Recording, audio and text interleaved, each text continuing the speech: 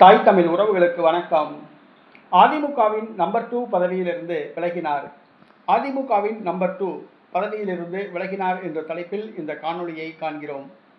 அதிமுகவில் எடப்பாடி பழனிசாமிக்கு அடுத்ததாக 2வது இடத்தில் இருந்தவர் SP வேலுமணி. சமீபத்தில் துணை பொதுச் செயலாளராக நியமிக்கப்பட்டார். ஆனால் எடப்பாடி பழனிசாமி அறிவித்த அந்த துணை பொதுச் செயலாளர் பதவியை ஏற்றுக்கொள்ள மறுத்தார்.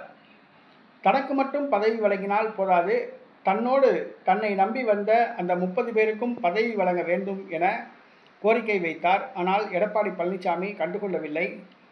எடப்பாடி பழனிசாமியை சந்தித்து SP வேலுமணி வாழ்த்துக்கள் வாங்கவும் இல்லை, நன்றி தெரிவிக்கவும் இல்லை. இன்றைய தினம் அதிமுக மகளிர் அணி கூட்டம் சென்னையில் நடைபெறுகிறது. எடப்பாடி பழனிசாமி கலந்து கொள்கிறார். ஆனால் SP வேலுமணி இந்த கூட்டத்தை புறக்கணித்துள்ளார். மேலும் தொண்டமுத்தூர் பகுதியில் உள்ள தன்னுடைய ஆதரவாளர்களை சந்தித்து ஆலோசனை நடத்தி வந்தார். இந்த சூழ்நிலையில் தனது ராஜினாமாவை அறிவித்துள்ளார். எடப்பாடி பழனிசாமி சமீபத்தில் வழங்கிய துணை பொதுச் செயலாளர் பதவியை ராஜினாமா செய்வதாக அறிவித்துள்ளார். ராஜினாமா கடிதத்தை எடப்பாடி பழனிசாமிக்கு அனுப்பியுள்ளார். அதேபோன்று நத்தம் விஸ்வநாதனும் அனுப்பியுள்ளார், வீரமணியும் அனுப்பியுள்ளார்.